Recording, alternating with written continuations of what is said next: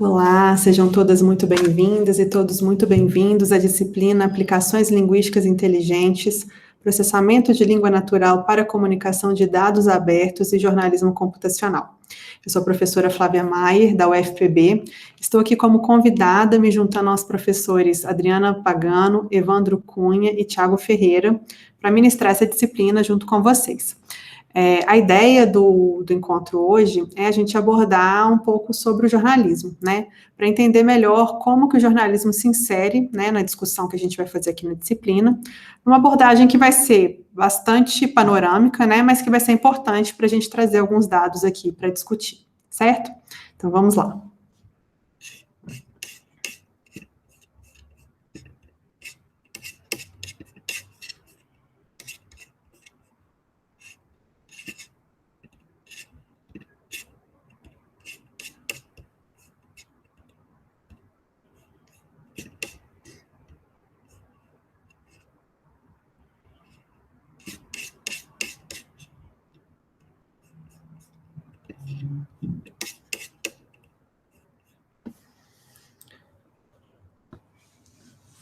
Bom, então, no encontro de hoje, a gente vai começar com uma pergunta, né? O que é jornalismo, né? Assim, como que a gente vai pensar o jornalismo na dinâmica aqui da disciplina, né? Eu vou começar aqui com algumas definições, né? E pensando, então, primeiro, que o jornalismo é uma profissão, né? Que envolve a disseminação de notícias e informações de interesse público, né? Fornece, então, vamos pensar aqui, né? Vai englobar pesquisa, coleta e divulgação de informações, né? Então, sobre temas, né, ou acontecimentos, enfim, que são relevantes, que impactam a vida das pessoas, né, na sociedade, de diferentes maneiras, né? Vai fornecer, então, insumos importantes para a tomada de decisão, né?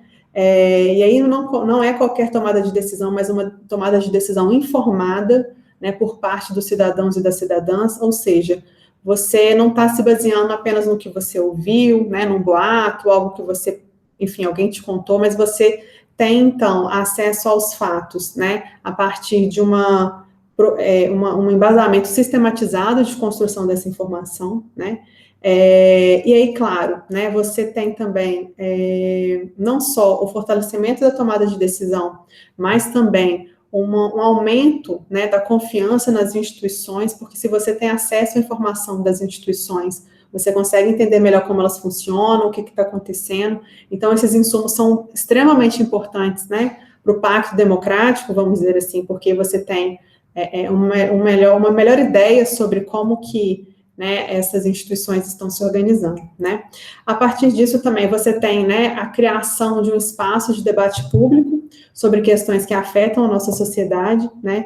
Então, o jornalismo é fundamental para a democracia, né, porque ele vai trazer justamente a consciência, problemas, né, que são importantes para que a gente esteja atento nas nossas tomadas de decisão, e não só isso, né, ele é também um espaço que vai propiciar a transformação social, justamente porque você consegue identificar as questões que precisam de ser mudadas, né, e problematizar como elas podem ser mudadas, né. E, por fim, contribui na responsabilização de governantes e na prevenção de abusos de poder, né. O jornalismo, dentre outras questões, ele acompanha e monitora, né, os políticos eleitos, enfim, ou qualquer pessoa que é responsável por questões públicas, né, e isso é fundamental justamente para aquilo que a gente estava conversando, né, de manter uma confiabilidade das instituições, de entender como que a sociedade está se organizando, e também faz com que o jornalismo também se porte como um espaço de atuação mais firme, né? Porque você tem que realmente fazer as perguntas difíceis, você tem que realmente buscar os dados para apresentar para a população de uma maneira sistematizada, organizada, né? A informação que é relevante sobre o que está acontecendo, né? Na sociedade. Então, essa é um primeiro entendimento sobre o jornalismo, né? E agora a gente passa, então, para uma perspectiva do Wolff, né? Quando ele vai destacar 3 dimensões que são envolvidas na produção da notícia, né? A primeira delas, né, é que o jornalismo, né, ou esse processo de produção da notícia, torna possível, né, o reconhecimento de um fato desconhecido como um acontecimento notável, né? Além disso, outra dimensão é elaborar formas de relatar os acontecimentos que não levem em conta questões pessoais, mas sim parâmetros objetivos, né? Então, o jornalismo trabalha muito com essa fala de de um relato objetivo sobre os fatos. Obviamente, né, a gente tem aqui uma discussão enorme sobre isso, né? Sobre quanto esses parâmetros são de fato objetivos, a gente vai conversar um pouquinho sobre isso no encontro de hoje, mas para além disso, né, para além da gente discutir quanto de subjetividade tem nesses parâmetros objetivos aí, a gente não pode perder de vista que, de fato, né, o jornalismo ele se presta a ser um espaço onde essas informações são articuladas de uma forma orientada, né? Existem protocolos que a gente vai discutir aqui, existem critérios de seleção de notícia, de relevância de temas, né? Para se pensar essas problematizações sociais de uma forma mais organizada, tá?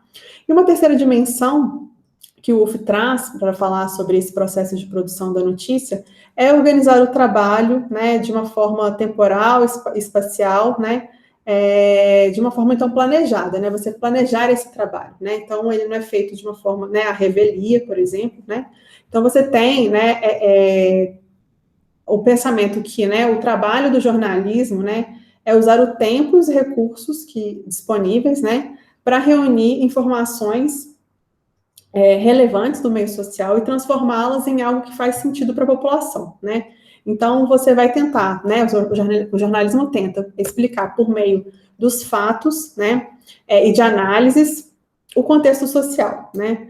Por que certas coisas têm sido feitas, né? Expor problemas para a população, informar questões, né, ou chamar atenção para coisas que ela pode não estar ciente, né, entender por que os políticos estão fazendo determinadas escolhas ou outras, né, e claro, né, assim, tudo isso acontece, né, assim, de uma forma que não só o problema local nos interessa, mas também entender como um problema mundial, né, algo que está aparentemente distante de nós, tem reflexos na nossa vida, né? E aí a ideia é justamente poder entender como que eu posso pensar esses impactos, como que isso vai me impactar pessoalmente, e o que eu posso fazer, quais escolhas eu posso fazer, né, a partir dessas informações que eu estou tendo, para, enfim, minimizar esses impactos, ou, às vezes, potencializar, se for algo positivo, tá? Bom, o Ethical Journalism Network, ele coloca, né, que existem, vamos dizer assim, 5 valores fundamentais para pensar a produção de notícia, né? Obviamente, gente, o jornalismo é regido por códigos de conduta, né? Eles estão em centenas de manuais de redação, são vários jornais, né, ao redor do mundo que tem esses manuais que vão fornecer um padrão, né, de trabalho jornalístico, vão falar, então, do ponto de vista ético, né, assim, quais são vamos dizer assim, os procedimentos práticos e operacionais do dia a dia, né, de uma redação, né, de uma prática de jornalismo, mas, além disso, né, assim, independente dessa estrutura dos manuais, existem alguns valores que são fundamentais para a prática jornalística, né, que é o que o Ethical Journalism Network vai pontuar aqui, né. A primeira questão que eles trazem, né, é o rigor e a precisão na produção de notícias, né. E observem que eles falam rigor e precisão e não verdade, né? Porque aí, se a gente fala de verdade, vai nos levar a uma discussão filosófica do que é verdadeiro e o que não é, né? Mas quando a gente pensa em rigor e precisão, né?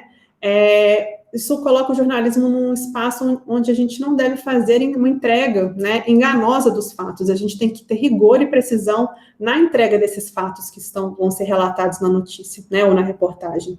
Então, é isso, o jornalismo ele vai trabalhar com informações baseadas em fatos, né? Pelo menos idealmente, né? E é por isso, né, que ter rigor e precisão é muito importante. Você tem que ter isso, né, na hora de fazer as apurações. A segunda questão que o Ethical Journalism Network traz é a independência, né? É importante pensar que o jornalismo, né, e o jornalista, ele não trabalha em nome de ninguém a não ser o interesse público, né? Ele não é porta-voz do governo, ele não é representante de um grupo empresarial, enfim, ele não defende interesses especiais. É muito importante a independência, e eu trago um outro conceito que é correlato, que é o de transparência, né? É muito importante pensar nessas duas dimensões quando a gente está falando de processo de produção de notícia, né? Porque isso faz com que você, tendo isso, né, assim, no horizonte, né, você consiga produzir um material jornalístico de forma independente, né? Porque o jornalista é isso, ele é um profissional independente, ele trabalha para o interesse público, né? Basicamente é isso. Uma terceira dimensão é a imparcialidade, né? E isso é muito interessante pensar, principalmente nos dias de hoje, né? Porque quando você fala de imparcialidade, significa que você, vamos dizer assim, subliminarmente, né? Acredita, né? Ou reconhece que tem mais de um lado em toda história, né? Então, ou às vezes mais de dois lados, né? Isso significa, então, que você é responsável, como jornalista, né, para olhar e pensar os outros lados da história que, às vezes, não estão sendo contados ou que precisam de ser contados dentro do relato, né, factual aqui que você está fazendo, né? Então, quais são as outras opiniões, quais são as outras dimensões que você deve trazer aqui para o seu texto, né, para contar a história que você está contando, né? Quais são os tópicos que têm que ser abordados, quais são as pessoas que precisam de ser entrevistadas, para que você realmente consiga oferecer uma notícia ou uma informação imparcial, certo? Então, essa é uma dimensão bastante importante do jornalismo. Como quarta questão, quarta dimensão, né, a gente tem a humanidade, né? E aí, o que seria a humanidade aqui no contexto colocado, né? É que você tem que estar atento, você, enquanto jornalista, tem que estar atento às consequências do que você publica, né?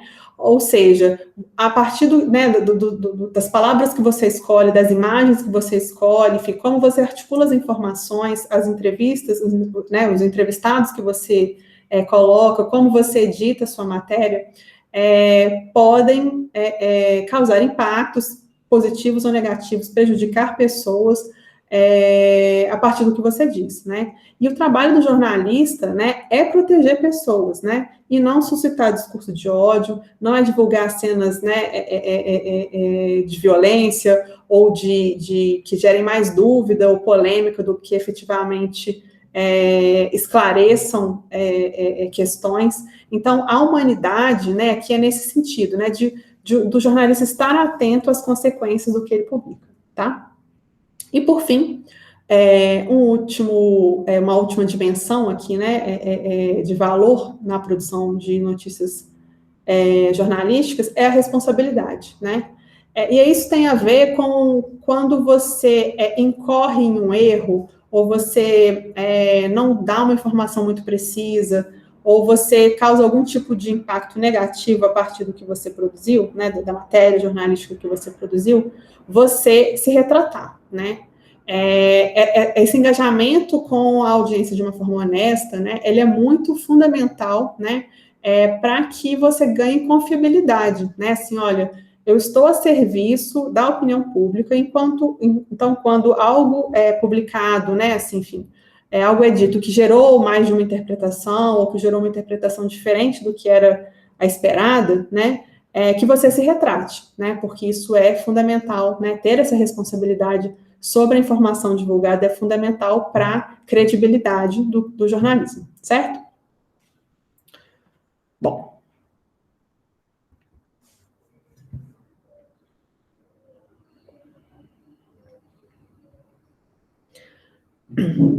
A gente passa agora para a pergunta, né? Quem é o jornalista, né?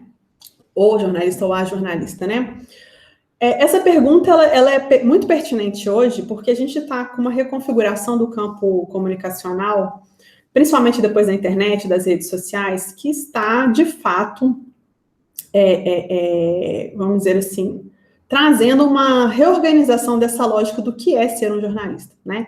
A gente tem visões tradicionais, né, sobre quem é o jornalista, né, assim, e aí esse primeiro ponto vai falar justamente sobre isso, né? Que os jornalistas costumavam ser identificados como sendo pessoas que trabalhavam para uma organização de mídia ou alguém que foi treinado especificamente e fez faculdade de jornalismo, né? Ou seja, são pessoas que possuem algum tipo de qualificação, são membros de uma associação profissional ou sindicato, né? Bom, essas foram as maneiras que a gente identificava no passado, né? E que hoje não é tão fácil de identificar como a gente estava colocando, eu coloquei aqui, né? A primeira coisa é que, assim, hoje a faculdade de jornalismo, né, o curso de jornalismo, não é obrigatório para que alguém exerça essa profissão, né? Segundo que, como a gente conversou, a própria dinâmica de internet, né, assim, que nos leva a esse segundo ponto aqui, né? Então, hoje há muito mais participação de pessoas que não se enquadram nessas categorias tradicionais, né, do jornalismo, mas que exercem o jornalismo, né? Então, a gente tem um espectro muito maior, né, de pessoas que se envolvem com produção de notícias, sejam em blogs, nas redes sociais, enfim, na internet como um todo, mas isso é importante pontuar que essa ampliação, né, do espectro de profissionais que estão envolvidos com o jornalismo não diminui a importância, né, dos padrões de qualidade no trabalho que está sendo feito, né, e não considerar, por exemplo, aqueles valores que a gente acabou de discutir, né. Então, problematizar, então, quem é jornalista hoje significa dizer mais do que se você tem formação ou não, o que é esperado que tenha, certo? O que é importante que tenha, o que é extremamente relevante que tenha. Mas, além disso, se você segue valores e critérios de qualidade no desenvolvimento do trabalho, porque estar a serviço da opinião pública, né, estar a serviço do debate público, não é simples, não é uma questão só de opinião, né, como a gente vai ver aqui. Existe até essa editoria, né, dentro da lógica jornalística, mas não é só isso, tá? E aí, então, a gente vai, né, para essa discussão sobre qual é o contexto em que o jornalismo se insere, né, hoje. Uma dimensão que é importante tratar nessa introdução, gente, é pensar que esse contexto, né, traz uma discussão, então, como que o jornalismo se insere numa lógica de esfera pública, né? Porque se a gente está aqui falando esse tempo inteiro que o jornalismo está a serviço da população, ele está a serviço de tomadas de decisão, ele é importante para a democracia, é muito oportuno a gente trazer aqui o conceito, aliás, desculpa, de esfera pública, né? E é um pouquinho disso que eu vou falar aqui agora, né? Primeiro, vou para a definição de esfera pública, né? E aí, para esse tópico inteiro, eu vou me embasar muito no trabalho do Habermas, né, que é um pensador, né, um grande pensador sobre esse tema, referência. Então, eu vou trazer algumas discussões que o Habermas faz sobre esfera pública, tá? Então, de uma forma geral, né, a gente pode considerar a esfera pública como um sistema de comunicação entre Estado e sociedade civil, né? E, portanto, é um contexto no qual o jornalismo opera, né? O Habermas vai defender que a esfera pública é formada, né, e reproduzida por meio da comunicação, né? Deixando muito claro aqui, né, que a esfera pública é uma estrutura de comunicação e não uma instituição, tá? Então, nesse contexto, o jornalismo é uma das muitas instituições, né, ou agentes, enfim, como vocês queiram chamar, que vão atuar na esfera pública, tá? Mas a posição pública do jornalismo, né, assim, é bastante central porque ela vai moldar, né, criar, estruturar a esfera pública, né, para que as instituições, né, do Estado, enfim, as instituições democráticas possam funcionar e interagir de uma forma aberta, tá? Então, essa posição pública, né, que é significativa do jornalismo, ela vai trazer também responsabilidades, né? Então, o John Kane vai sugerir, né, que a democracia, por exemplo, deve ser entendida em termos de monitoramento, ou seja, escrutínio público e controle de instituições estatais e não estatais. As novas instituições de monitoramento são definidas pelo compromisso de fortalecer a diversidade e a influência de vozes dos cidadãos. Então, nessa perspectiva, a gente pode pensar o jornalismo, né, como uma forma de monitoramento público, né, que pode atuar, então, como uma força que vai, vamos dizer assim, apresentar, politizar alguns tópicos, né, de uma forma mais acessível para o cidadão, né. E aí, uma terceira dimensão da esfera pública, né, é entendê-la como um modo de compreensão coletiva sobre nossa existência social, né, um imaginário que é carregado pelas práticas cotidianas, né, e aí a gente tem alguns autores que vão defender esse posicionamento, né. Então, sendo uma compreensão coletiva, né, um imaginário social, cabe aqui a gente fazer uma pergunta, né, se a gente considera, né, nessa estruturação de como consideramos a esfera pública, né, se ela é um imaginário, se ela é uma compreensão coletiva, existe uma única esfera pública ou são muitas esferas públicas, ou múltiplas esferas públicas, né?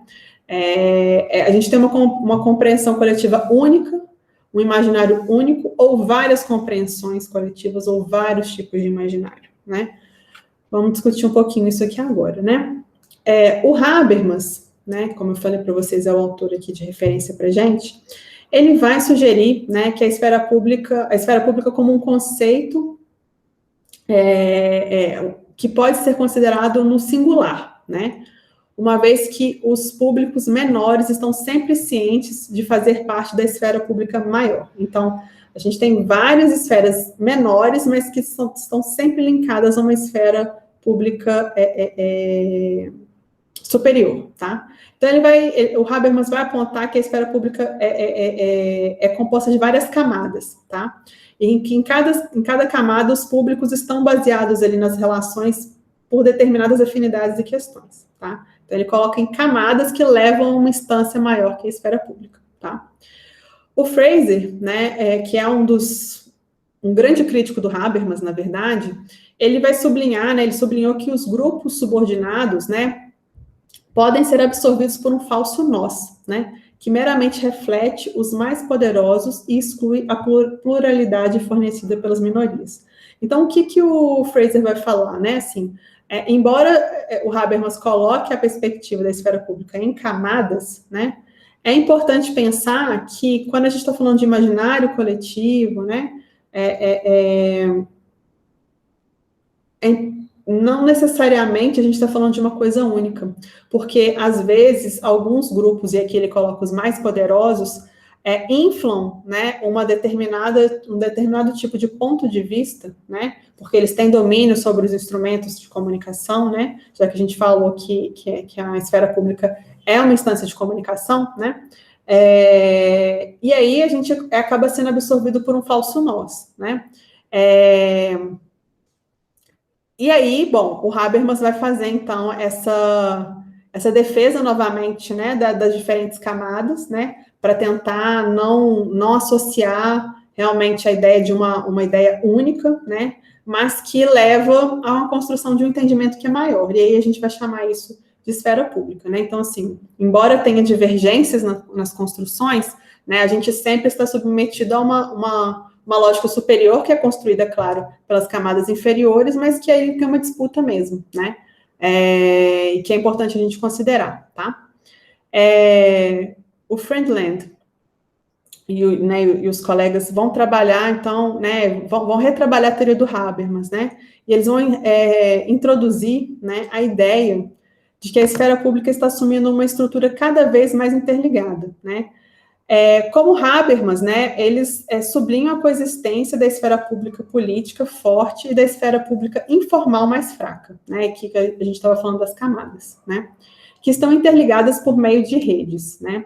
A esfera pública informal, né, é essa do dia a dia, né, no nosso cotidiano. Ela é mais fraca, né, mas ela é extremamente importante para a ação comunicativa, porque ela vai se basear justamente na vida cotidiana, né, e a partir dessas dimensões do cotidiano, ela vai se relacionando a esferas mais importantes para uma ação comunicativa, né, mais eficiente, porque aí ela vai se basear em estruturas maiores do discurso público, né, como rede de comunicação, por exemplo. E aí, é importante pensar, né, que essas conversas cotidianas, né, e outras formas mesmo de deliberações que a gente pode chamar aqui de menos fortes, né, assim, eu não gosto tanto de falar mais fracas, mas que não são tão estruturadas, tão institucionalizadas, né, que estão ali no contexto mais popular, elas são bases importantes, né, de discurso público, né, e que influenciam de forma direta, né, as esferas consideradas aí mais fortes, né, como a esfera pública política, por exemplo. Então, não é que as esferas, vamos dizer assim, menos fortes sejam menos importantes, elas são menos articuladas e menos estruturadas, mas são elas que dão base para o que é discutido nessas outras esferas. Então, por isso que o Habermas fala de camadas, né? Ele fala de um conceito de esfera pública no singular, porque esses imaginários são construídos a partir de várias esferas não tão fortes, né? Do cotidiano, das interações, mas que vão estruturando uma ideia que é prevalecente, né? Que é preponderante. Ela não é estagnada, óbvio, né? Ela está sempre em disputa, mas que ela existe, né? Enquanto, vamos dizer, uma maioria, né, vamos dizer assim, ela existe. Só que eu acho que vale a pena a gente só retomar aqui a consideração do Fraser, porque se a gente está numa lógica em que alguns poderosos, né, alguns setores poderosos da sociedade possuem mais acesso às ferramentas de comunicação e de intervenção mesmo na esfera pública, esse nós aqui, né, essa opinião majoritária, preponderante, ela é muito influenciada por essas instâncias, tá? Então, considerar isso aqui também, tá?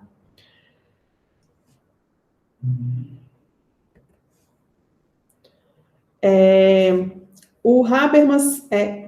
Peraí. Então, uma outra questão, né, que é importante colocar, né, é o papel dos cidadãos na esfera pública, né?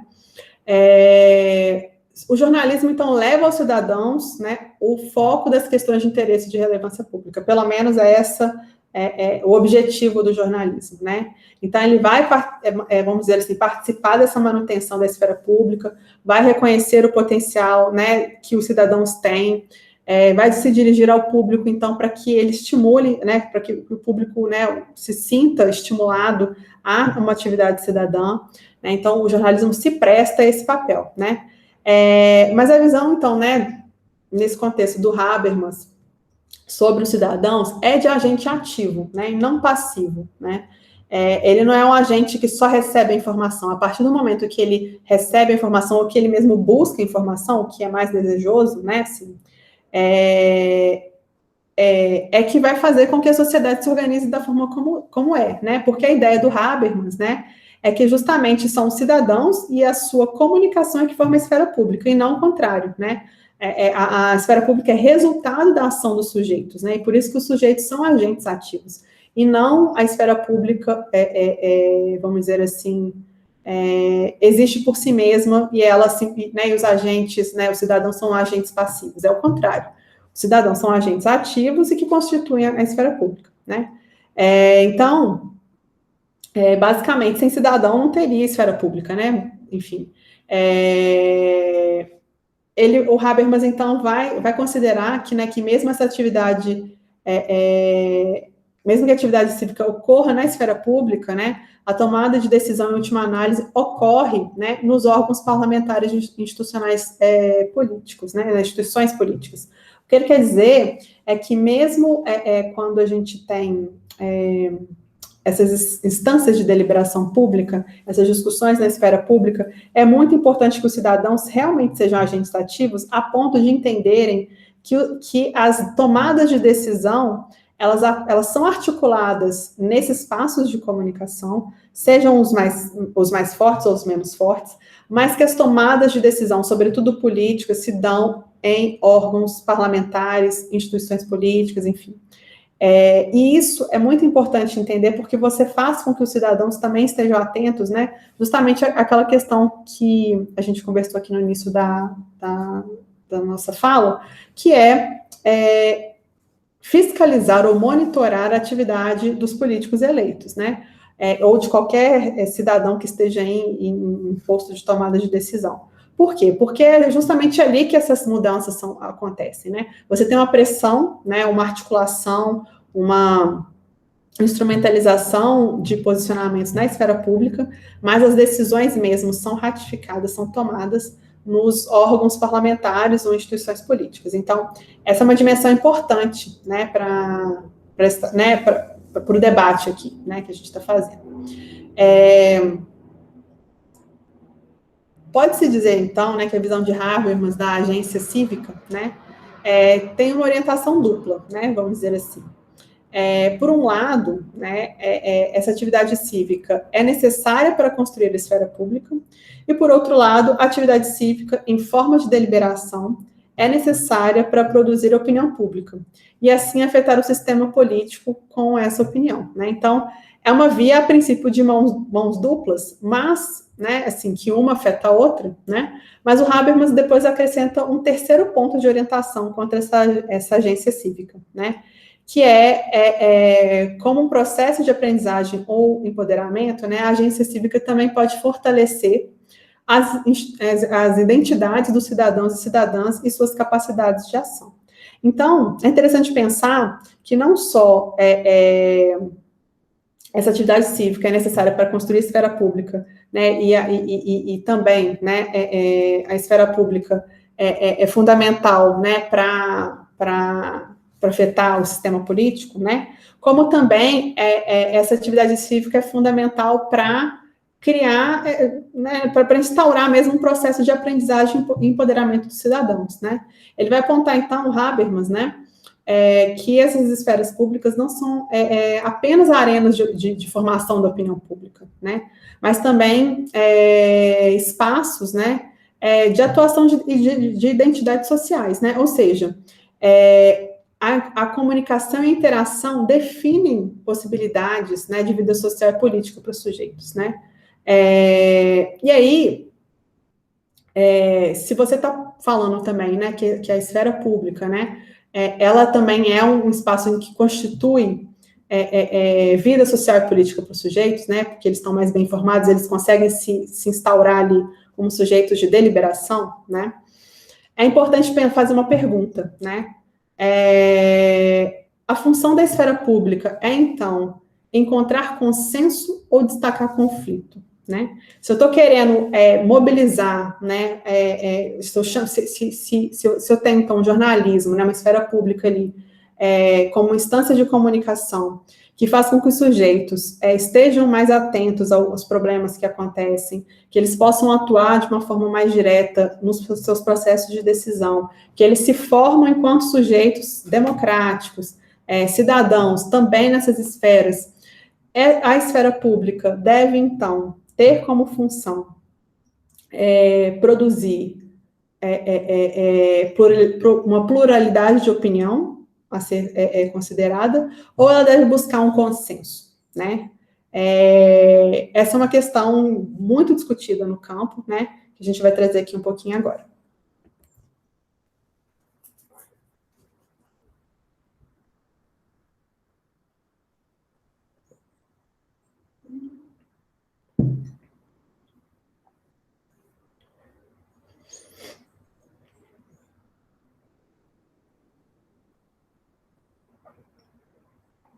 Bom,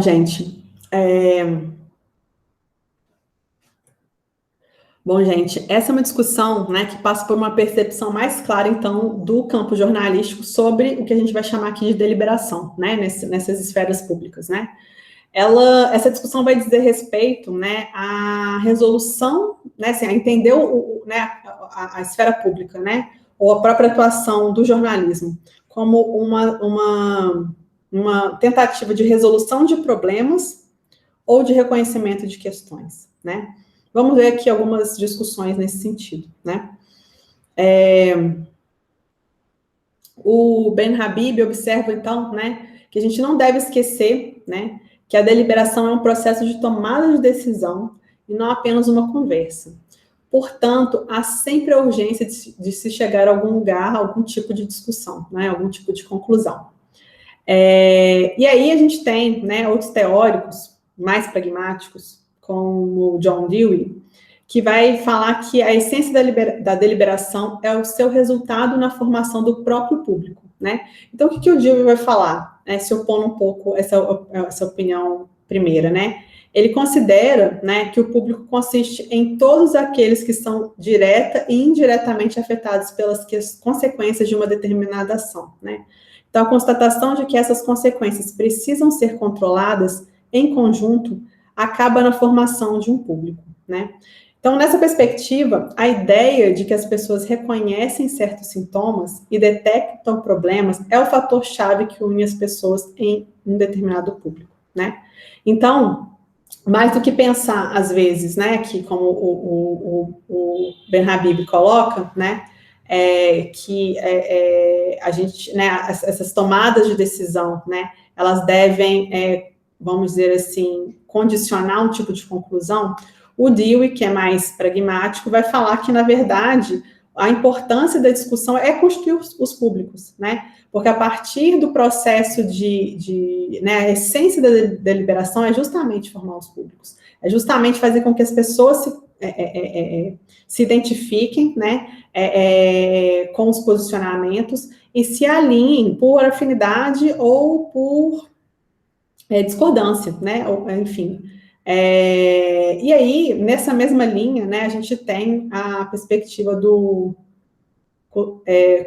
Cuneli.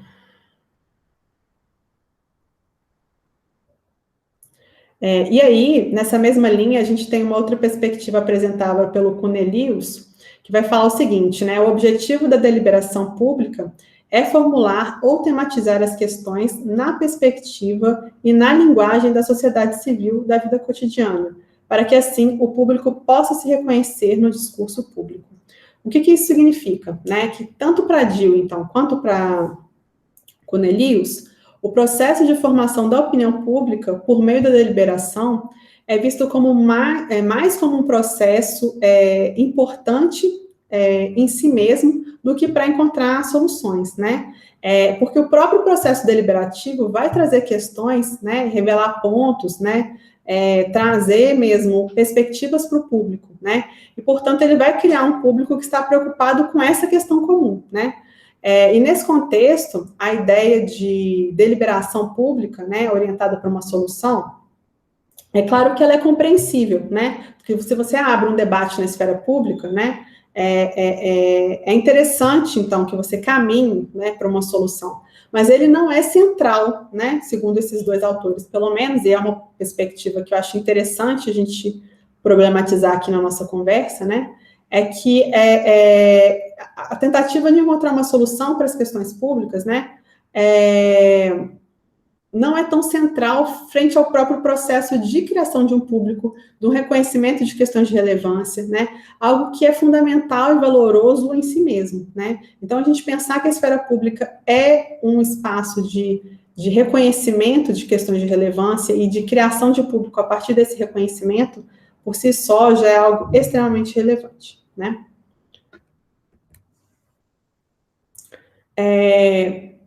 Sobre essas questões, né, que a gente está discutindo, o Habermas vai trazer algumas perspectivas, né, sobre deliberação. Ele vai falar o seguinte, olha, a deliberação pública não precisa terminar com soluções. Em vez disso, produz opiniões consideradas coletivamente, né? E aí, a formação, então, né, de opiniões não está associada, né, ou aliás, não está dissociada, desculpa, de conflito, né? Isso está ligado a um elemento central, né, para o Habermas, que é a deliberação é sempre um processo de raciocínio, e por isso sempre produz mais do que um conjunto de ideias, né? Nesse sentido, né, a visão do Habermas é que o jornalismo deve promover a resolução de problemas sociais em um sentido amplo. Basta que o jornalismo incentive a deliberação e use métodos deliberativos sem o peso de ter que encontrar soluções. Ou seja, soluções e sugestões podem resultar de práticas de jornalismo, por exemplo, mas uma orientação de solução muito intensa pode até paralisar o processo, né? Então, o objetivo do jornalismo, dentro de uma lógica de deliberação na esfera pública, não é de orientar uma solução, mas sim de levantar questões, né? Para que a partir das discussões, possam ser problematizadas, né, temas, enfim. E aí, sim, numa lógica pública, de discussão pública, encontrar soluções. Mas o objetivo do jornalismo em si é informar a população, e não apontar soluções, encontrar soluções por si mesmo, certo? E aí, em síntese disso tudo aqui que a gente tem conversado, né, eu vou só retomar aqui 4 pontos que eu acho que é importante a gente retomar aqui, né, antes de passar para o próximo item. O primeiro, né, que a esfera pública, jornalismo, né, numa perspectiva de múltiplos públicos em evolução, né. Então, se o jornalismo se considera, vamos dizer assim, verdadeiramente público, né, algo inserido nessa esfera aí que a gente está falando, esfera pública, é preciso reconhecer que a esfera pública se constitui em públicos múltiplos, formados ativamente por cidadãos, mas para os quais nem sempre é fácil encontrar soluções, já que a natureza da esfera pública é política e é conflitante, né? O conflito é parte inerente, né? Então, além disso, a esfera pública está em constante transformação, proporcionando possibilidades de novas tematizações, participação e deliberação. O papel do jornalismo, então, nesse contexto, né, é promover a diversidade de públicos e conectá-los uns aos outros, estimulando a atividade cidadã. Tá? Como segunda questão, né, a gente tem como, vamos dizer assim, pensando o objetivo de deliberação, né? Então, a esfera pública é um espaço de deliberação, como a gente vem conversando, que permite encontrar soluções. Mas a resolução dos problemas, né, não precisa ser o objetivo final do jornalismo. Promover a deliberação é mais importante no sentido de que revela questões que requerem discussão em conjunto, tá? Terceira questão que é importante retomar, a função da esfera pública, né? A esfera pública é um espaço inclusivo porque apresenta visões conflitantes, né? Então, a noção de solução aqui, ela é algo que emerge, né? A esfera pública é um lugar que apresenta o conflito, né? E não que estipula a solução. Ela é um lugar onde essa solução é articulada, né? Mas a esfera pública, por si só, ela apresenta essas visões conflitantes, né? E por dar visibilidade, né, a oportunidades de debate para questões relevantes para a sociedade, né? Então, ela é considerada um espaço de inclusão nesse sentido, tá? E por fim, né, a gente trabalhando um pouco a articulação entre democracia e esfera pública, né? Considerando a democracia, então, né, em termos de participação e deliberação, o jornalismo se constitui como uma forma de monitoramento público, né? E promoção da participação cívica de forma efetiva, né? Ou pelo menos assim deveria ser. Por isso, é papel do jornalismo propiciar a capacitação do público para ver a possibilidade de propor soluções, não apenas reagir às soluções que lhes são oferecidas pela elite ou por qualquer outro grupo que tenha interesse no tópico abordado, né? Então, o que cabe ao jornalismo é dar informações que vão subsidiar, né, as tomadas de decisão, ou mesmo criticar soluções apresentadas na esfera pública, para que o pacto democrático, né, a democracia aconteça de uma forma mais fluida, onde os cidadãos de fato tenham participação, de fato consigam opinar sobre o que está sendo colocado, certo?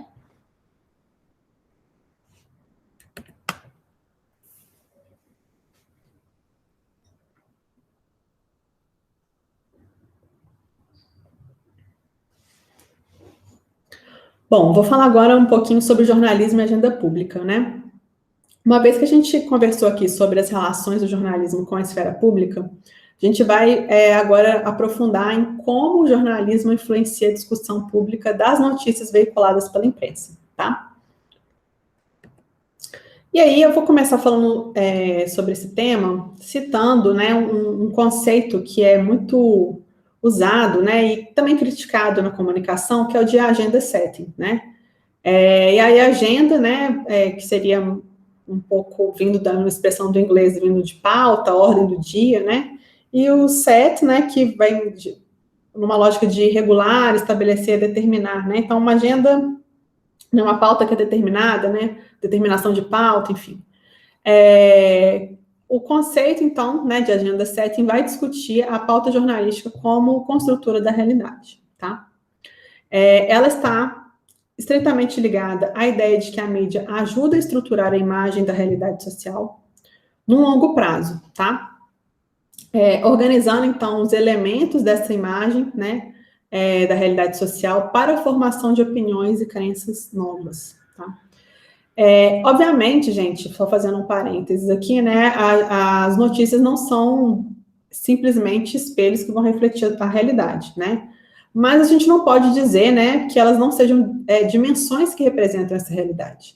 Então, se elas são dimensões que representam, né, essa realidade, elas vão reproduzir, né, os acontecimentos e as ideias, né, que tem nos jornalistas, vamos dizer assim, agentes observadores que são supostamente neutros, né, e que tem, então, vão se ater, então, às normas profissionais, né, do campo jornalístico para falar dessa realidade cotidiana, né, que está ali refletida ou que representa, né, que está representada na notícia, e eles vão influenciando, assim, a opinião pública, tá?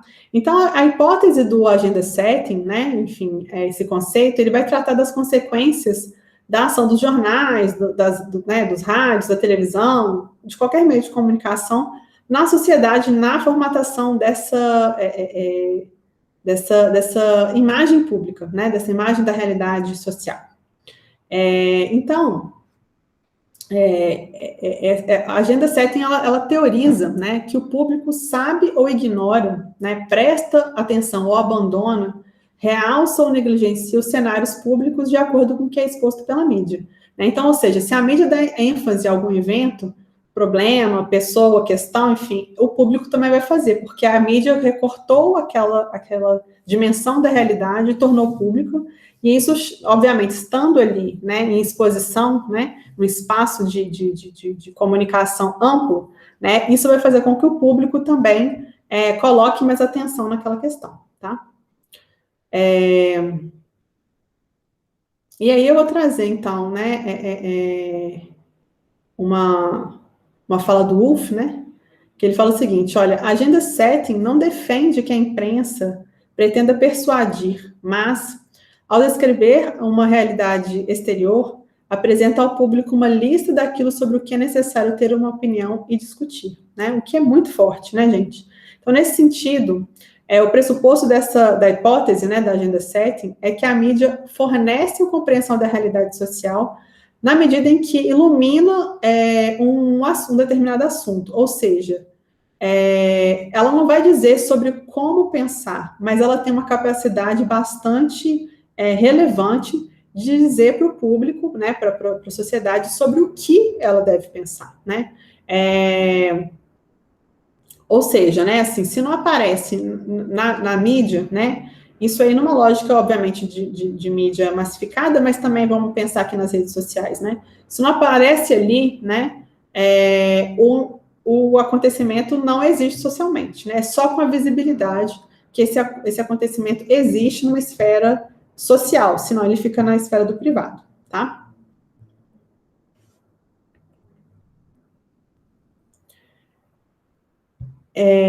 Vamos ver, então, algumas considerações, né, sobre jornalismo e agenda pública, né? O Traquina defende que os estudos, né, do Agenda 7 vão enfatizar o poder da imprensa ao destacar que o campo jornalístico pode sim influenciar diretamente a direção da opinião pública, tanto a partir da seleção dos acontecimentos quanto do seu enquadramento, né? Então, como a gente já vem conversando aqui, né, a premissa do agendamento é que nem todas as ocorrências da realidade social são acontecimentos passíveis de se transformar em notícia, né? A mídia vai fornecer algo mais do que um certo número de informações. Ela estipula os temas que são destinados, que a gente vai receber, né, que o público vai receber, mas também a hierarquia de importância e de prioridade entre essas informações que a gente recebe. Ou seja, quais os assuntos ou quais os acontecimentos são mais importantes que outros, né? Então, um exemplo disso também, gente, é a frequência com que um assunto aparece, né, na mídia, né? Porque quanto mais um assunto está ali indicado, mais o sujeito vai avaliar que aquilo é algo importante, né? E aí, por que eu falei ali atrás, né, que essa relação do jornalismo com a agenda pública, ela é uma relação de médio e longo prazo? Porque o sujeito vai acumulando informação sobre um tema, né, e pouco a pouco ele vai construindo a própria opinião sobre aquilo, né? Ou seja, a lógica do agenda setting não é algo muito imediato, né? É que os efeitos da comunicação são cumulativos, né? Você vai construindo sua opinião ao longo do processo que você vai acumulando informações sobre ele, né? Então, por isso que é um processo de médio e longo prazo, tá? Trazendo mais um autor, né, o Ren, ele vai falar o seguinte, olha, os valores notícia, né, mudam com o tempo para se adaptar aos movimentos sociais, né?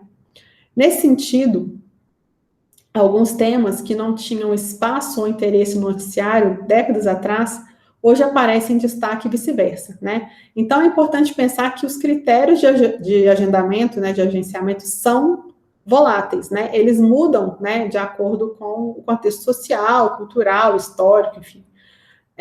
Um exemplo clássico disso é o tema do meio ambiente, né? A gente até pouco tempo atrás não falava com tanta ênfase, né? A gente está passando por questões sanitárias agora com Covid também, como que esse é um assunto muito mais visto, problematizado na mídia, na imprensa, do que antes, né? Então, por fim, o UF vai falar, né, que a função do Agenda Setting é selecionar os grandes temas sobre os quais há que se concentrar a atenção do público, né, e mobilizá-lo para a tomada de decisão em torno desses temas, né, ou seja, a pauta, aliás, o jornalismo vai pautar, né, o Agenda Setting vai pautar um direcionamento para a formação de conflitos e opiniões na esfera pública que vão condicionar uma tomada de decisão ou, no mínimo, uma tomada de atenção sobre um determinado ponto, tá? É claro, gente, que essa perspectiva do Agenda Setting tem várias críticas, tá? Não necessariamente o que é enquadrado pela mídia vai afetar diretamente os cidadãos e as cidadãs em termos de discussão, de pauta, enfim, ou interferir no que a gente está chamando aqui de esfera pública, né? Mas a gente não pode perder de vista que a visibilidade sobre um tema, né, assim, seja nele na mídia ou nas redes sociais, vai condicionar aquele tema ser mais problematizado nos debates na esfera pública, né? Vai propiciar para que ele entre de uma forma mais efetiva ali, né? Então, essa é uma abordagem bem importante, né? Apesar das críticas que a gente pode fazer, né? A proposta, né, assim, trazida pela Agenda Setting é uma abordagem importante para a gente pensar algumas questões que a gente vai tratar aqui nessa disciplina, né? Então, quando a gente está falando, né, da análise de comunicação de dados abertos, né, numa lógica de processamento de língua natural para geração de notícias, é importante a gente pensar que os dados que não são tão simples de serem encontrados ou compilados, né, podem, a partir do que a gente vai discutir aqui ao longo da disciplina, ser organizados e reunidos de uma forma a contribuir com o debate sobre questões que são de interesse público, né? Então, é importante que a gente, claro, siga aqui nas discussões, né, para a gente ver mais como que essas questões podem suscitar reflexões aqui importantes para a disciplina, mas não vamos perder de vista de que quando a gente disponibiliza um dado, torna ele público e ele começa a circular nessas esferas, né, muito mais propício de que ele entre numa pauta de agendamento público mesmo, dentro da esfera pública, do que se ele permanecer escondido, não muito claro, né, enfim. Então, é importante, né, pensar que a exposição dos dados, a publicização dos dados, propicia a mobilização para a tomada de decisão, certo? Bom, agora a gente vai passar para a discussão, né, de processo de produção do jornalismo, né, já que a gente falou muito sobre a importância, a relevância do jornalismo, como que ele interfere na esfera pública, como que essa noção de agenda pública, né, de agenda setting é importante, né, para pensar o jornalismo, né, a gente tem que pensar, considerar um pouco, né, como se dá esse processo de produção, então, da notícia e os critérios que são adotados, né, para escolha, né, para relevância mesmo dos temas que né, são negociados aí nesses espaços de comunicação, né. Então, vamos ver um pouquinho sobre isso.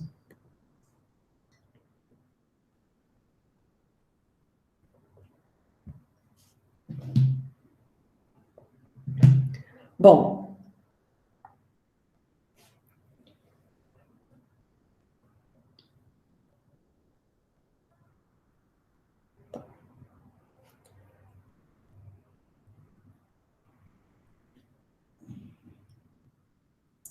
Bom, vamos falar então sobre o newsmaking, né?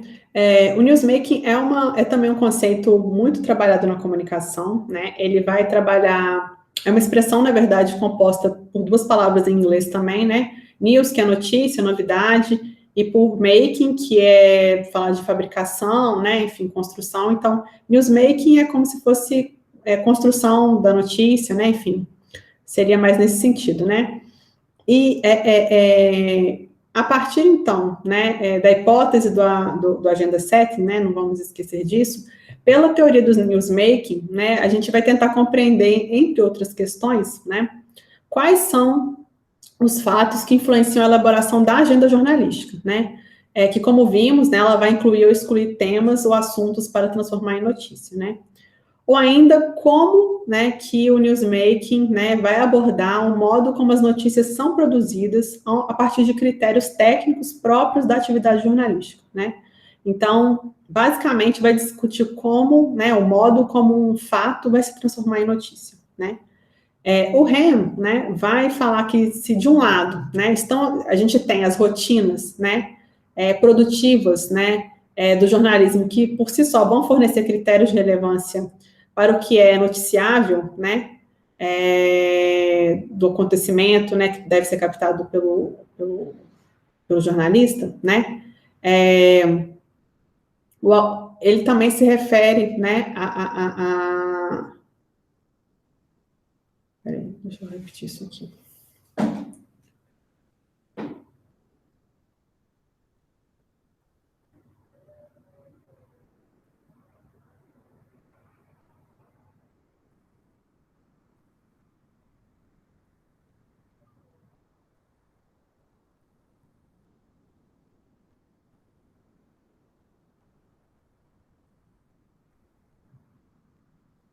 Eu vou repetir esse slide porque ele está com um problema, na verdade, aqui de escrita, tá?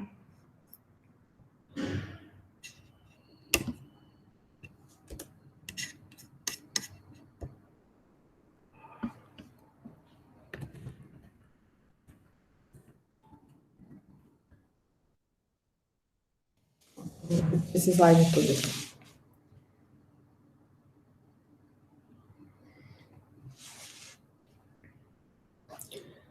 Bom, gente, nessa perspectiva, a gente tem, então, um conceito de newsmaking, que é um conceito também bastante importante no campo da comunicação, do jornalismo, né? Newsmaking é uma expressão, né, composta aí de duas palavras em inglês, né? News, que é notícia, novidade, e making, que é fabricação, né, produção, enfim. Então, newsmaking seria, né, produção da notícia, né, que a gente vai falar justamente aí do processo de produção da notícia, né?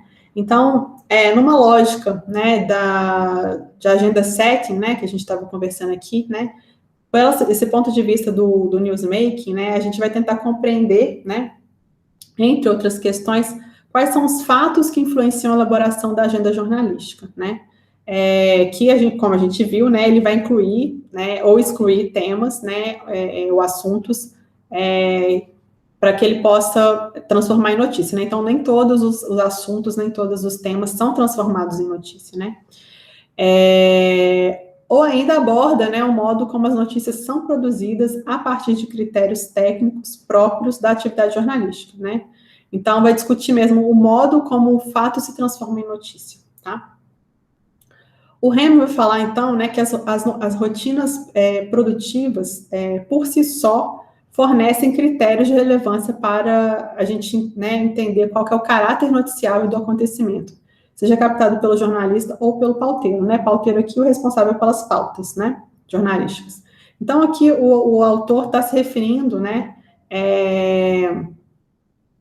tanto, né, a técnica de produção da notícia, né, então essas rotinas produtivas, quanto aos valores notícia, né, que está aqui, qual que é o caráter noticiável, né, então, enfim, ele vai, vamos dizer assim, o jornalista, ele tem uma autonomia para escolher o que vai virar notícia, né, o que é o enfoque, mas, ao mesmo tempo, ele está sujeito a uma atividade altamente condicionada a fatores como pressão, tempo, hierarquia, competitividade, enfim, que estão ali nas rotinas produtivas, e também aos valores notícia, né? Que é o que a gente vai discutir um pouco mais à frente, né? Assim, existem critérios, né? Que vão estabelecer como pensar se um fato, né? Um acontecimento, um assunto é relevante para se tornar notícia ou não, tá? O UF, né? Ele vai apontar então duas direções, né? De um lado está a cultura profissional, né?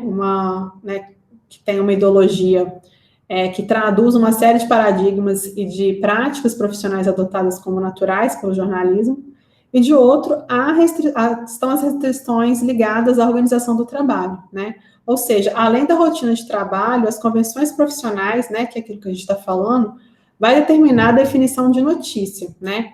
A legitimação de um processo produtivo, a utilização de quais fontes, a seleção de quais acontecimentos, né, enfim. É um conjunto, né, de critérios, né, que vai, então, estabelecer o grau de noticiabilidade de cada acontecimento, né? Ou seja, se ele é propenso ou não a se transformar em notícia, tá? E aí, eu vou citar aqui um pouco do trabalho de Silva para a gente pensar, então, quais são os critérios, né, que determinam a definição se um tema irá se tornar notícia ou não, tá? E aí, obviamente, esses são alguns, né? A gente pode colocar outros, mas eu acho que isso aqui dá um panorama bem interessante para a gente pensar a questão, né? Então, o primeiro deles é o impacto, né? Que vai ser definido, então, pelo número de pessoas envolvidas e afetadas pelos fatos, né? Então, assim, quanto mais impactante for um determinado assunto ou acontecimento, né? Quanto mais reverberação ele causar, mais propício de ser transformado em notícia, né, ele terá, né? A mesma coisa o conflito, né? Então, a gente tem, por exemplo, guerra, disputa política, greve, reivindicações, protesto. Então, enfim, quanto mais você traz esse conflito, o conflito é um valor notícia importante, né? Claro, não é qualquer conflito da ordem privada, a gente está falando de conflitos sociais que vão trazer questões importantes para reflexão, para o debate público, para a deliberação, né? Como a gente estava falando. Um outro valor notícia é a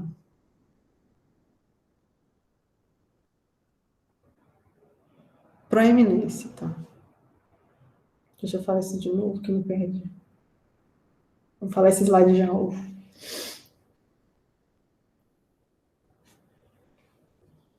Bom, gente, então, nesse contexto, a gente volta aqui.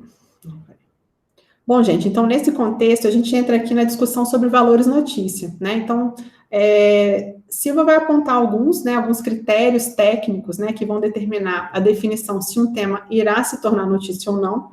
Obviamente, tem outros que a gente pode trazer aqui para discussão, mas eu acho que é importante, né, pensar que esses aqui, embora não esgotem o tema, eles são muito centrais quando a gente está pensando nesse processo de transformação, né, de um tema em notícia, tá?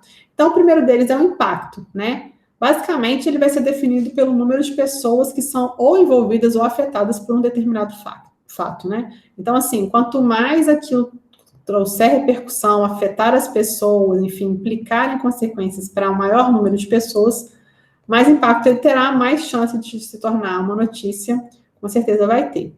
Uma outra questão é o conflito, né? E aí, claro, né? A gente está falando aqui de guerra, de disputa política, disputa econômica, greve, enfim. Quanto mais conflito, mais oposição, mais, vamos dizer assim, mobilização de pontos de vista, mais discordância algo, né? Tiver, né? Se um fato tiver, mais chance. E aí, claro, um conflito de relevância pública, tá? Não de ordem privada. Mais chance ele tem de se tornar uma notícia também, tá? O terceiro ponto é a proeminência, né?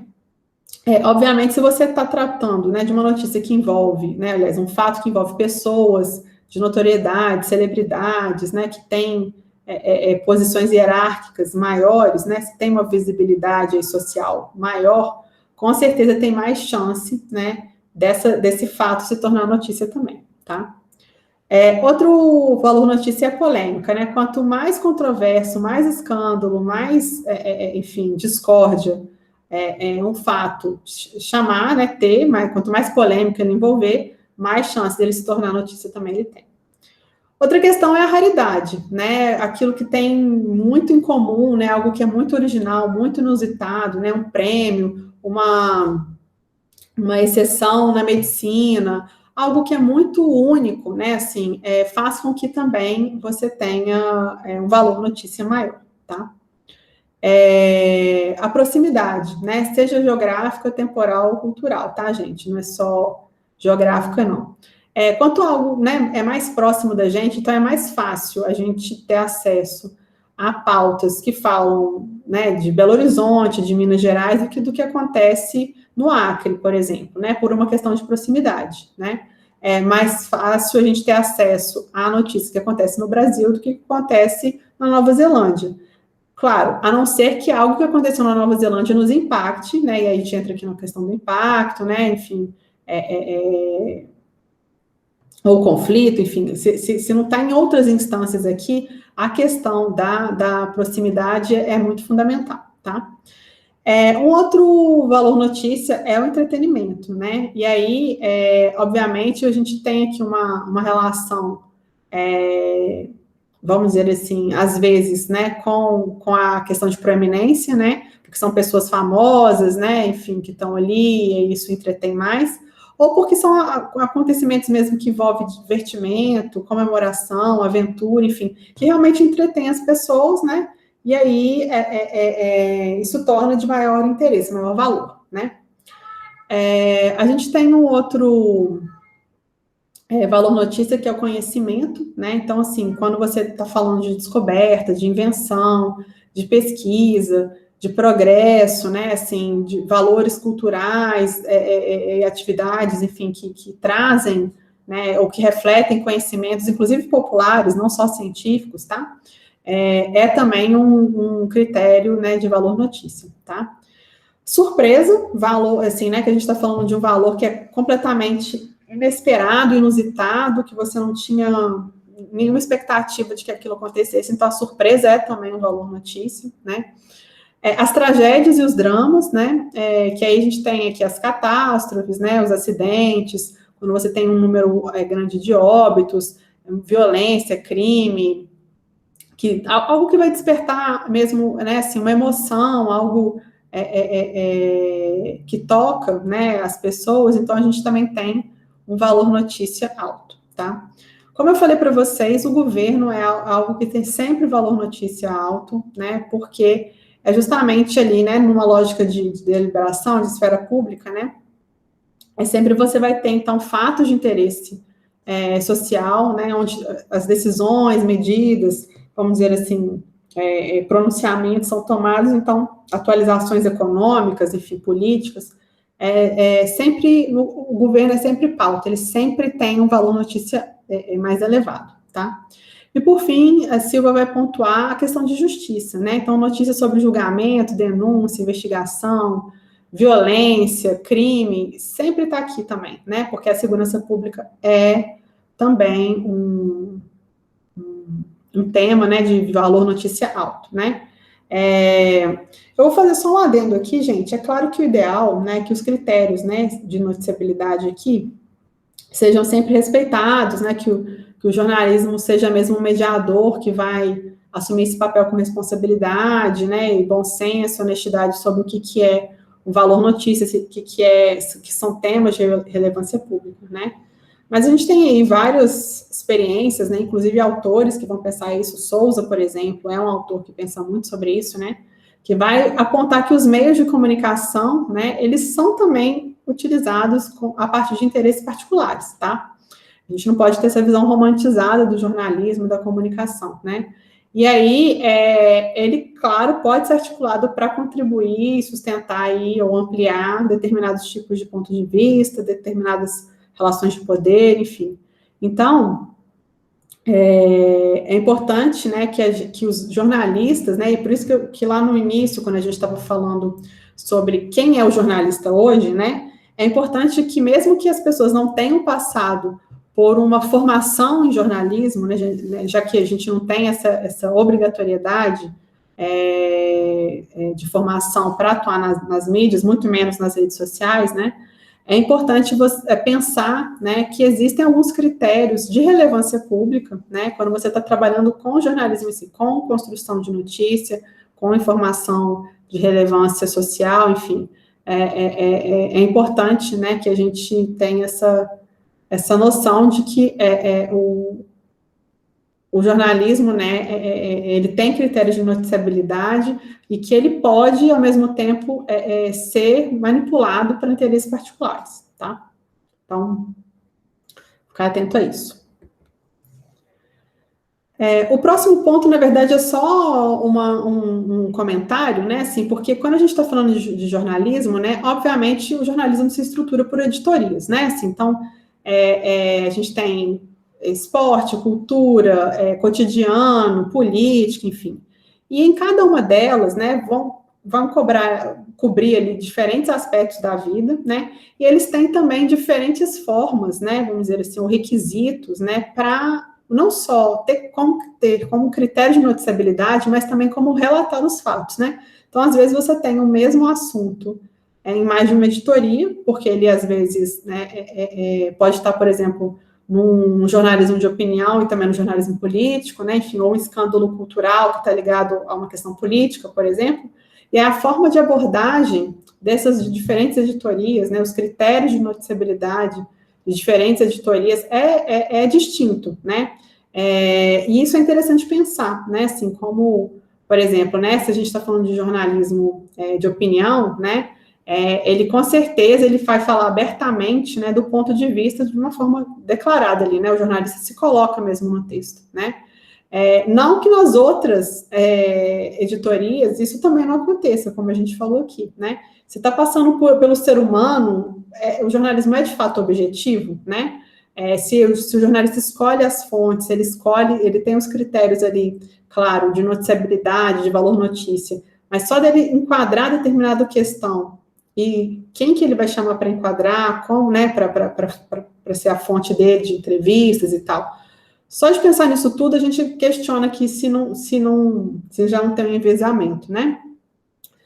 Mas, por exemplo, né, assim, o jornalismo político, né, ele vai pensar mais, né, nessas relações com as atividades das autoridades eleitas, né, nos processos políticos, nos resultados do trabalho político. Então, ele vai ter uma linha, vamos dizer assim, mais de relato, mais de denúncia, mais de monitoramento. Às vezes pode ser investigativo, né, mas ele não segue uma linha tão de entretenimento, por exemplo, como é o jornalismo cultural, tá? Então, cada editoria tem uma forma, né, de lidar com os fatos, de abordar os fatos, de relatar os fatos. Então, isso também é interessante pensar, tá? Só para problematizar um pouco mais aqui a discussão.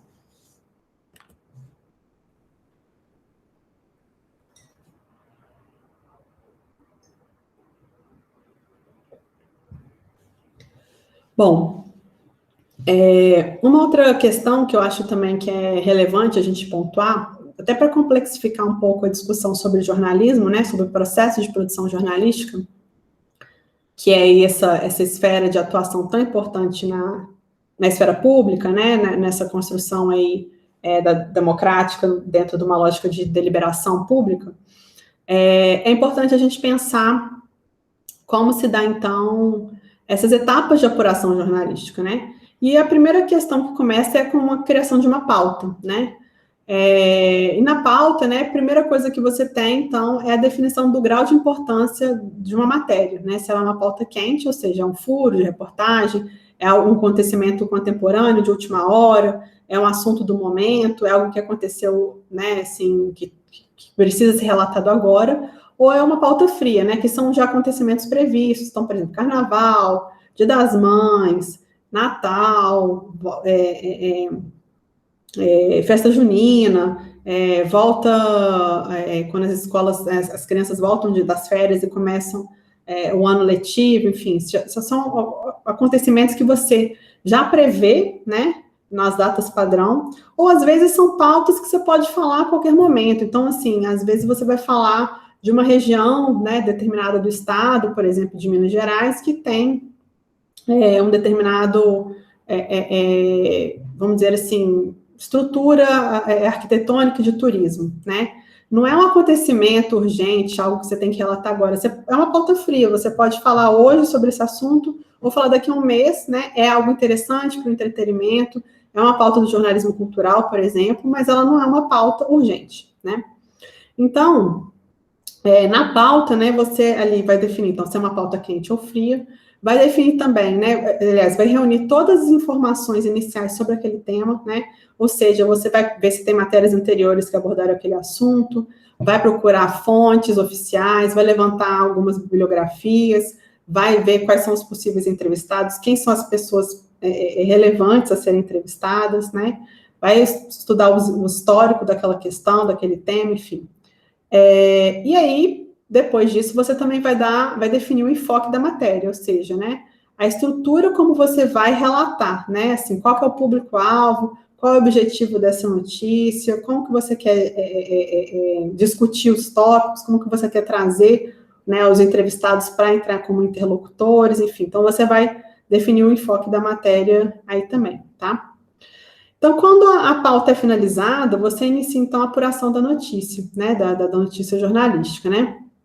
Então, o jornalista vai sair em busca, né, de informações que vão dar credibilidade para o tema aí que foi definido pela pauta. E aí, a gente tem aqui duas instâncias que eu pontuei, né, obviamente também não esgota aqui, mas só para título de exemplo, né, então, o jornalista vai fazer essas entrevistas, obviamente, com conhecimento básico sobre o entrevistado, sobre o que ele quer perguntar, ele já escreveu algumas perguntas, já sabe qual é o tipo de, quem é que ele está entrevistando, qual é a relevância desse sujeito, né, a credibilidade desse sujeito para o que ele está falando, né, enfim. E aí ele vai, então, chegar lá, fazer as entrevistas para colher informações relevantes para o tema que ele está abordando, né. E aí, depois a gente também tem a edição da matéria, né, que é quando você reúne, então, todas as informações, inclusive as entrevistas, né, e as outras informações que você teve acesso, dados oficiais, né, enfim. Você, então, vai selecionar os pontos mais relevantes e que vai construir, então, a sua notícia, tá? A partir disso.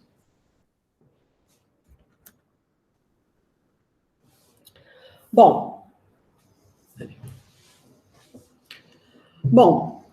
até agora, então, falei um pouco sobre, né, instâncias em que o jornalismo se insere, o que é o jornalismo, quem são os profissionais de jornalismo, como que é essa lógica do jornalismo numa discussão de esfera pública, de agenda pública, de formação de opinião ou de construção de opinião, como que se dá essa produção da notícia, né, a estrutura de construção numa lógica, né, que se organiza tanto pela estrutura mesmo da dinâmica do jornalismo, quanto dos valores notícia, né, como se dá, então, essa escolha do tema, e quando o tema é escolhido, como se dá a construção da pauta, como se dá o levantamento das informações, como se dá a construção da notícia a partir disso, né, claro que de uma forma bem superficial, né, gente, é só para a gente ter uma noção da complexidade mesmo do que a gente está discutindo, né. Mas agora a gente entra em algumas questões que vão trazer também um alerta, né, sobre como que está o jornalismo hoje, né, porque isso é algo que é extremamente relevante para a gente pensar a disciplina aqui, né. Então, assim, embora, né, a gente falou aqui de uma forma bastante geral, né, eu acho que a gente pode entender, então, um pouco melhor qual que é o contexto, né, em que a gente vai pensar o modelo de negócios do jornalismo no contexto, não só de modelo de negócio, mas de produção da notícia que o jornalismo se encontra hoje, que é um contexto de crise, né, que a gente vai ver aqui agora, e como que a gente entra com as questões que a gente vai abordar aqui na disciplina, tá? Então, partindo, então, dessa ideia de que o jornalismo hoje está em crise, né, então, como assim, né, como pensar a lógica do jornalismo em crise? Bom, primeiro que a gente discutiu aqui, né, para produzir um jornalismo de qualidade, independente, né, que é algo que é vital para a sociedade democrática, né, justamente porque vai construir aí, né, vai formatar ou vai auxiliar, né, propiciar aos cidadãos estarem informados para atuar nas suas esferas de deliberação, enfim, você tem, então, que considerar, né, que esse processo de construção dessa notícia de qualidade não é um processo simples e muito menos barato, né? Você tem, então, custos para coletar as informações, para distribuir essas informações, né?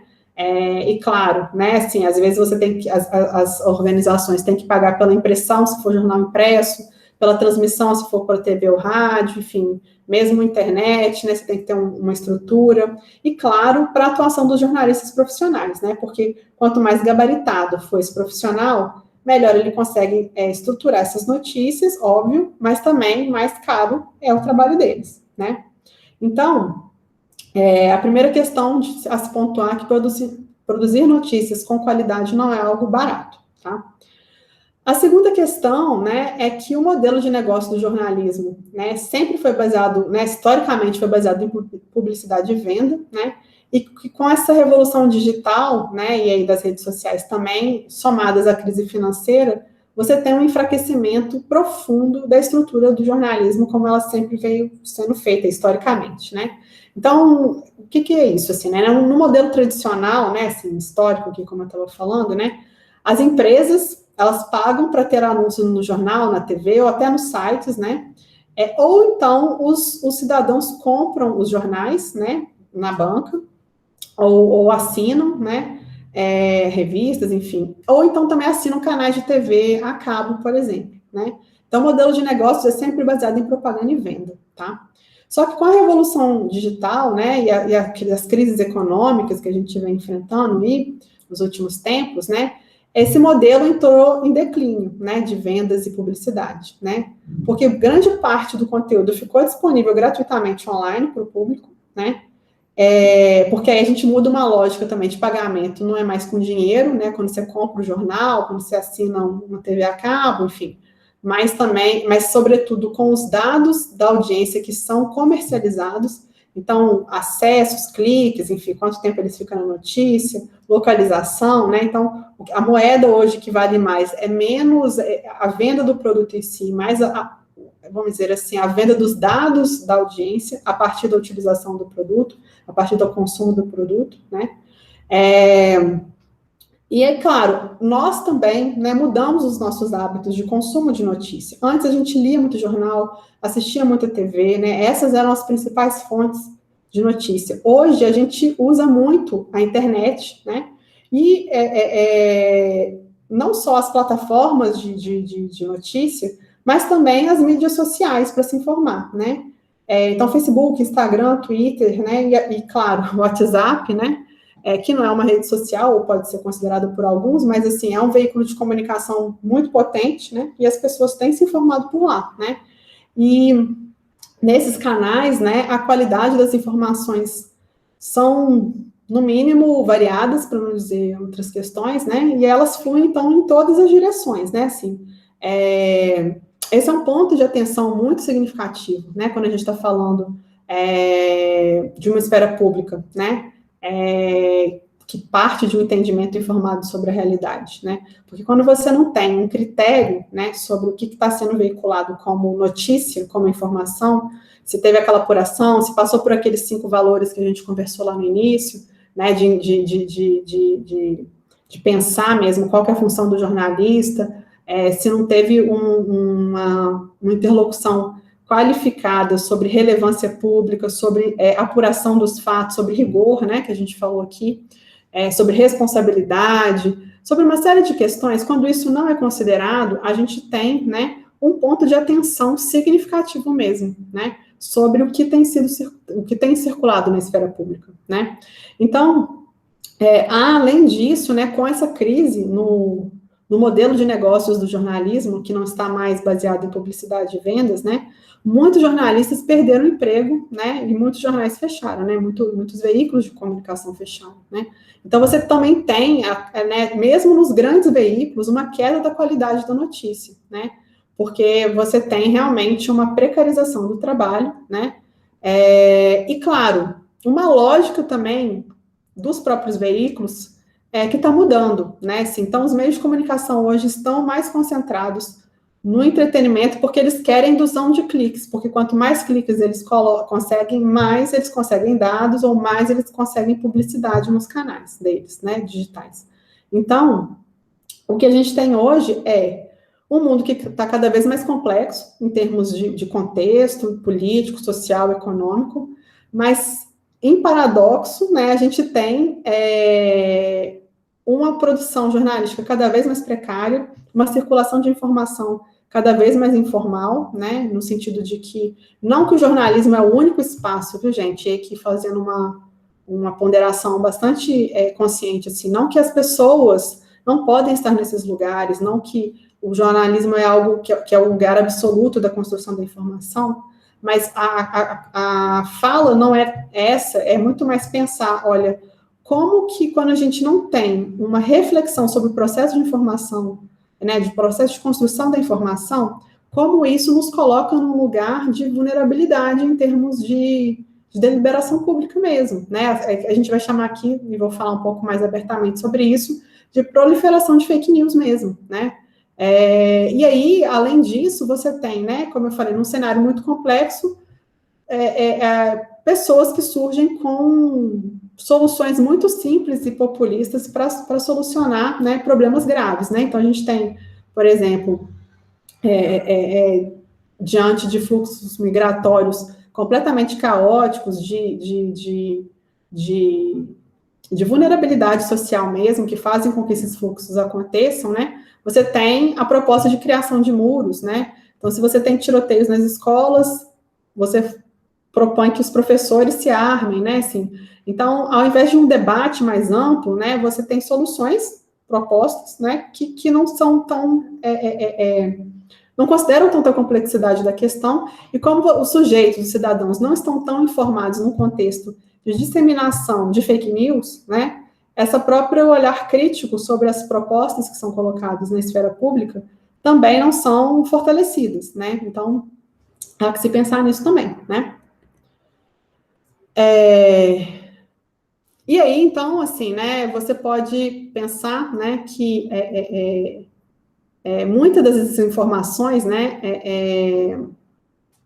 que circulam nas redes sociais, né, e aí, não só nas redes sociais, mas na rede em geral, né, na internet em geral, mesmo quando elas são reais, né, ou quando elas falam de questões que de fato, vamos dizer, são factuais, né, assim, o enquadramento ou o interesse por trás delas não são conhecidos, né, porque no jornalismo, por mais que a gente possa fazer todas as críticas, eles são, o jornalismo é um lugar público de construção de notícia, né, de construção de informação, que obedece critérios. Se esses critérios não são obedecidos, a gente pode reivindicar, né, que eles sejam cumpridos. Agora, quando você não tem isso claro, quem é que está produzindo a notícia, como está sendo produzido, a gente não pode fazer essa reivindicação, né?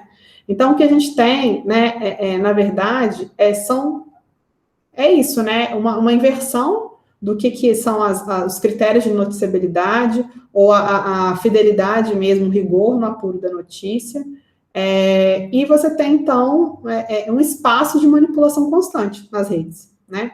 Porque você não tem fonte segura, você não tem os dados, não são apresentados, não são seguros, enfim. E aí, a gente tem aqui alguns dados que foram divulgados em 2019 pela Comissão Europeia, que são extremamente preocupantes nesse sentido, né? Então, em 2018, no terceiro trimestre, né, então de outubro a dezembro, o Facebook, né, retirou 1,2 bilhão de contas falsas em todo o mundo, né?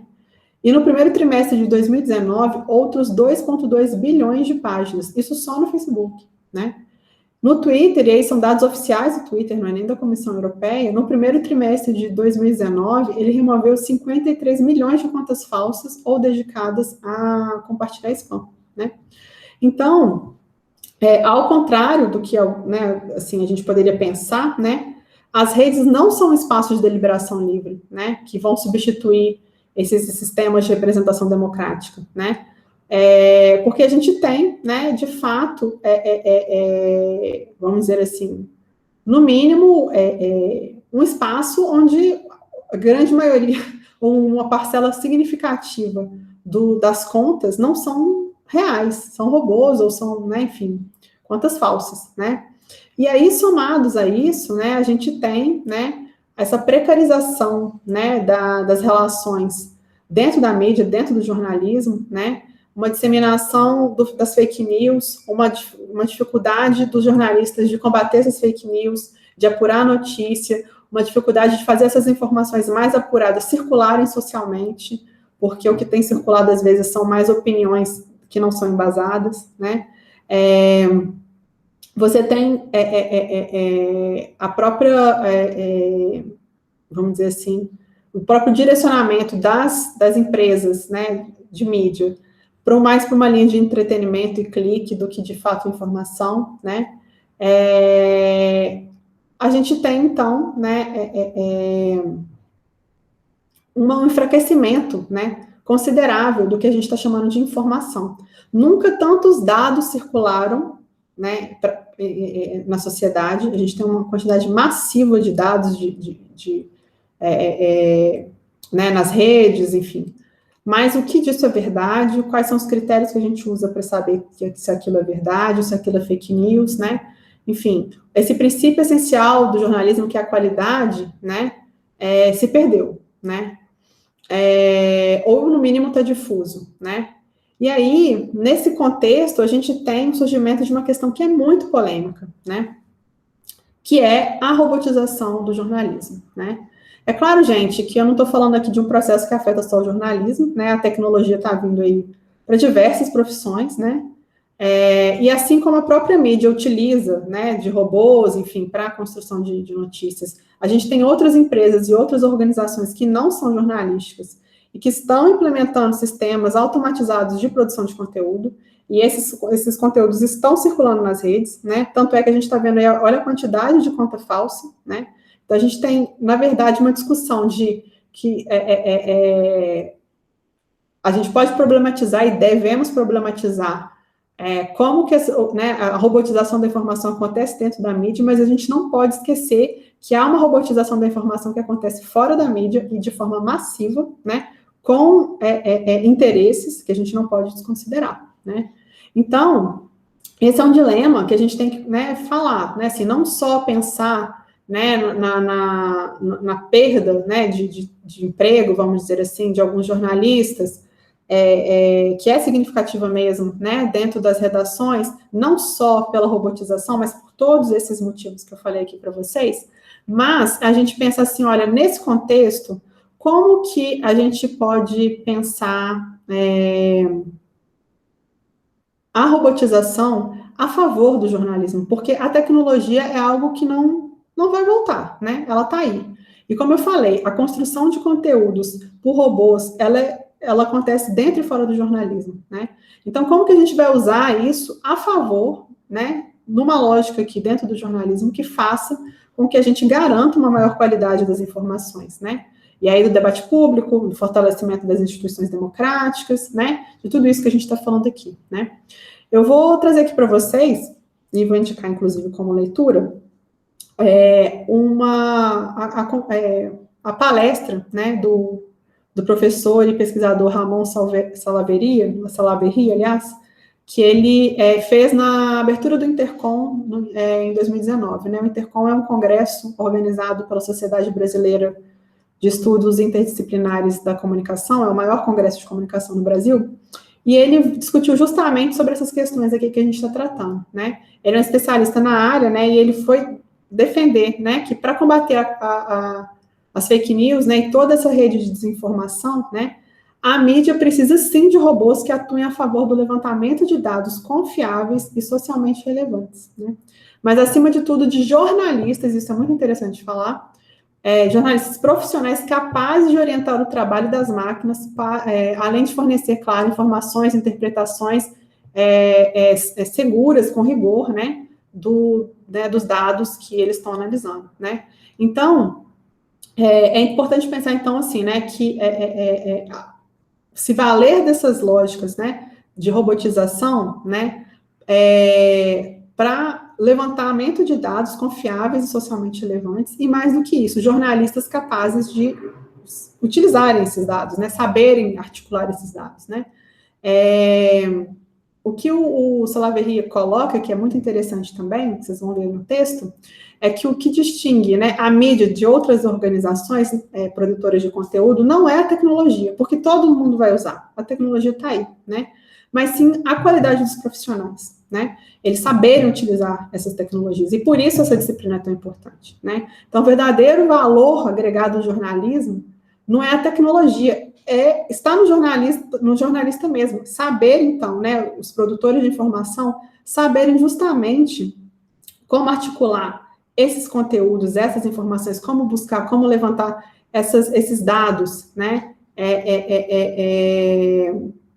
de uma forma mais sistematizada, né, e, claro, né, articulá-los de uma forma confiável, né, e é por isso que essa disciplina, então, é tão importante, né, e aí ela nos leva, né, então, a uma pergunta, né, que eu acho que é o que a gente vai responder ao longo dos nossos encontros aqui, né, que é como integrar a robotização no processo de produção jornalística, né, então, como o Salaverry coloca muito bem na palestra dele, ele fala, olha, o jornalismo nunca vai avançar de costas para a tecnologia, né? A gente precisa de encontrar, então, maneiras apropriadas que vão nos permitir integrar o trabalho de jornalistas profissionais com a produção automatizada de textos e vídeos, né? Então, a gente precisa realmente explorar essa inteligência artificial, né, de uma maneira focada, né, para que a gente consiga, então, né, apresentar, né, e discutir possibilidades de pensar a qualidade da informação a partir disso, né? Então, basicamente, o que essa disciplina se propõe, né, que a gente vai trabalhar aqui com vocês, é como integrar a robotização no processo de produção jornalística, certo? Bom, eu vou encerrar aqui minha fala, né, e nos próximos encontros a gente vai discutir um pouco mais sobre essas questões. Abraços e até lá.